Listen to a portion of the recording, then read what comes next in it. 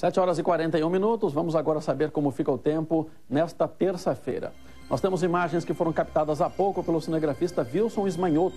Você vê aí céu azul com poucas nuvens aqui no alto do Jardim São Gabriel, onde fica o complexo de comunicação João Jorge Saad. Durante a madrugada, Campinas teve 24 graus, agora os termômetros estão na casa dos 26. A máxima chega aos 34 graus. O dia promete ser de muito sol e calor, com aumento de nuvens ao longo do período e possibilidade de pancadas de chuva à tarde e à noite. Essa é a previsão do CEPAGRE da Unicamp. Olha, parte dos moradores do Jardim São Fernando ficou sem energia elétrica ontem à noite. Uma árvore foi atingida por um raio e caiu sobre a fiação elétrica. Um carro que estava no local ficou levemente amassado. Apesar do susto, você vê aí os troncos, os galhos espalhados na rua. Apesar desse susto aí, ninguém ficou ferido. E olha, já estão disponíveis para os estudantes no site do SISU, o Sistema de Seleção Unificada, as vagas que as universidades vão colocar à disposição neste semestre. Serão mais de 205.128 instituições, número 20% maior que o do ano passado. As inscrições podem ser feitas entre os dias 19 e 22 de janeiro. Outras informações você consegue no site sisu.mec.gov.br. E hoje será mais um dia de provas da segunda fase do vestibular da Unicamp. Segundo a organização do processo seletivo, o índice de abstenção até agora foi de 11,8%. O menor que em 2014, que ficou em 12,6%. No domingo, primeiro dia de prova desta segunda fase, dos 15.444 inscritos, 1.699 deixaram de fazer o teste. Uma abstenção de 11%, o índice é menor do que dos últimos 2 anos. Os candidatos disputam 3.320 vagas em 70 cursos de graduação. Nesta terça-feira, último dia de testes, os candidatos terão os conhecimentos testados em física, química e biologia. A orientação é que eles cheguem ao local de prova ao meio-dia, porque o acesso só é permitido até a 1h da tarde. É necessário levar o documento de identidade original, caneta preta em material transparente, lápis preto e borracha. Agora vamos aos destaques do Grupo Bandeirantes. Começamos com as informações do jornal Metro Campinas. Bom dia, Carlos Giacomelli. Bom dia, Sena. Bom dia a você que está em casa. Sena, hoje o Metro traz uma polêmica aí dos moradores do São Conrado, já que está havendo um prolongamento, né, da Avenida Mackenzie, e o medo dos moradores é que o grande fluxo de veículo que vai passar pela Avenida São Conrado dentro do condomínio vai aumentar muito o fluxo e o medo de roubo, enfim, perturbar a vida lá dos moradores. Então eles estão muito preocupados com a situação. Então, a história completa hoje no Metro, além de muitas outras coisas, tem esporte, tem o adversário do Guarani na Copinha, bola de ouro e muito mais. Viu, Sena? Um abraço e até a próxima. Ok, obrigado, Giacomelli. Agora vamos à Rádio Bandeirantes AM 1170. O seu destaque, Gustavo Carvalho. Bom dia. Oi, Sena, bom dia para você e bom dia para você também ligado em mais uma edição do Acontece Regional. Vocês deram uma passeada aí no estúdio ao vivo da Rádio Bandeirantes e aqui dos altos do Jardim São Gabriel, vou pedir até para o Wilson, nosso cinegrafista, mostrar para vocês, a gente consegue observar alguns prédios. E é nessa época do ano, sobretudo até o mês de abril, que a maioria dos condomínios deve promover aí a principal e mais importante Assembleia do ano, que é a Assembleia para definir o orçamento do ano e também a eleição do síndico. Você vai saber dicas de como orientar aí o seu condomínio nessa fase, neste início de ano. E hoje aqui na Rádio Bandeirantes nós também vamos atualizar para você as condições das estradas e também das principais ruas e avenidas de Campinas. Afinal, nós trazemos para você o melhor caminho para você chegar primeiro. Então lembre-se sempre, Rádio Bandeirantes em AM 1170 e também pela internet em rb1170.com.br. Cena é com você. Ok, Gustavo, obrigado. Olha, o ano é novo, mas os problemas são antigos. Buracos nas ruas de Campinas. Os motoristas reclamam que há um tal de desvio aqui e cai ali. Resultado, dor de cabeça e prejuízo. Quando o assunto é buraco, seu Milton tem experiências nada agradáveis para contar. Isso porque o carro do aposentado já foi danificado várias vezes por causa das famosas crateras encontradas no asfalto. No final do ano, ele teve que trocar os 2 amortecedores da parte traseira do veículo e gastou quase R$400. Muitos buracos, você passa, não vê os buracos.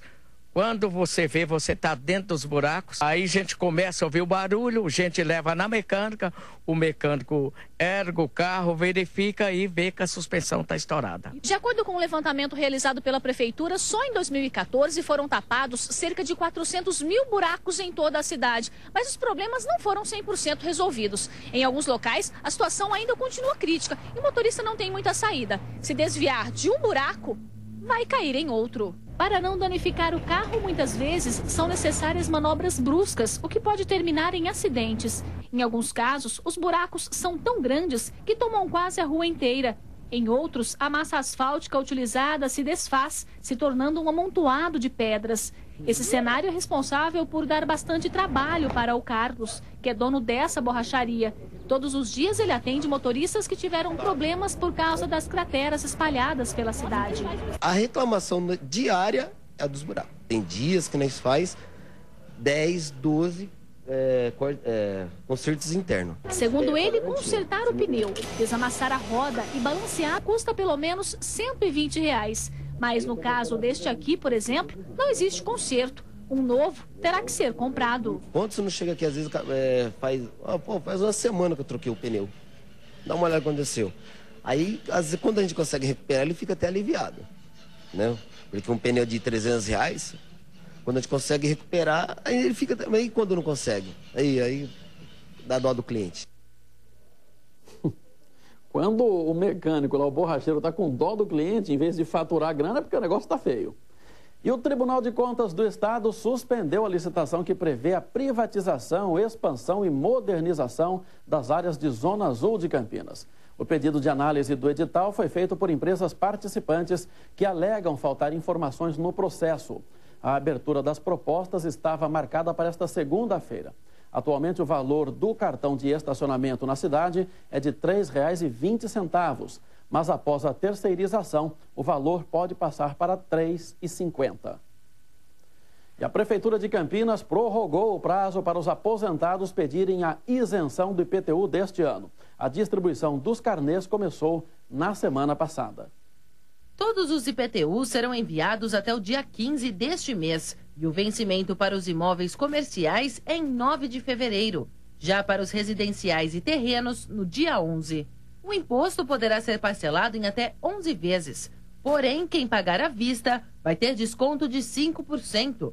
Quem pagou o IPTU em dia em 2014 também terá uma redução de 3% no valor. O IPTU é uma das principais fontes de arrecadação própria do município.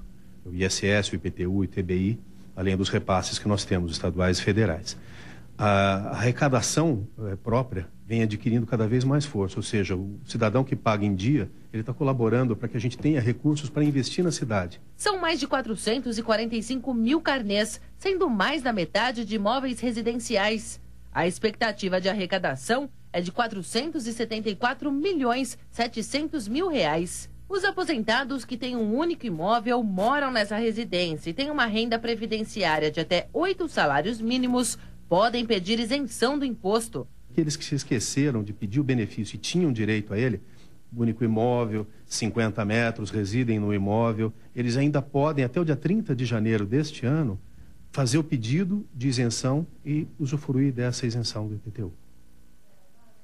E quem precisar da segunda via pode retirar o documento no site campinas.sp.gov.br. E começou esta semana uma reforma em uma das unidades do Hospital de Clínicas da Unicamp. O prédio recebe cerca de 350 pacientes por dia e a obra deve melhorar as condições de atendimento. Durante esse período, a população deve procurar a unidade somente em casos de doenças mais graves. A reforma será realizada na unidade de urgência e emergência referenciada para a readequação do fluxo de pessoas no prédio. Para minimizar os transtornos para a população, as melhorias serão feitas por etapas. Entre os serviços estão a troca de vidros na recepção por intercomunicadores eletrônicos, reforma e limpeza da rede de esgoto, revisão de instalações elétricas e pintura. A gente percebe que o local é um pouco apertado, os pacientes ficam amontoados. Eu vi que realmente é bem apertado, tem pacientes que ficam fora, duas pessoas no mesmo espaço, macas, nos corredores. O diretor da unidade reforça que a área não será ampliada. Portanto, o espaço deve continuar atendendo cerca de 350 pacientes por dia. O local vai melhorar, mas ele não vai ser mais amplo porque nós não temos para onde crescer. Nós temos uma área muito restrita, a gente só cresceria para cima.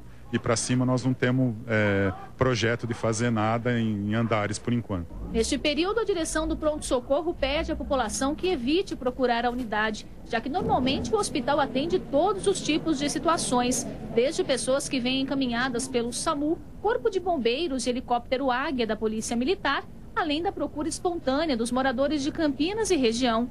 Em casos de problemas de saúde mais simples, as pessoas devem se encaminhar aos centros de saúde próximos das residências. Será criada também uma área de isolamento para atender pacientes suspeitos de doenças de alto contágio, como vírus ebola, tuberculose e meningite. Nós não tínhamos esse local adequado, acabamos fechando uma sala de emergência para atender esses pacientes. Então agora tendo esse local vai ser muito útil. A obra, que deve custar cerca de R$150 mil, será custeada pelo hospital e deve durar de 90 a 120 dias. Em instantes, Justiça Federal faz nova exigência e leilão do estádio do Guarani corre o risco de ser suspenso.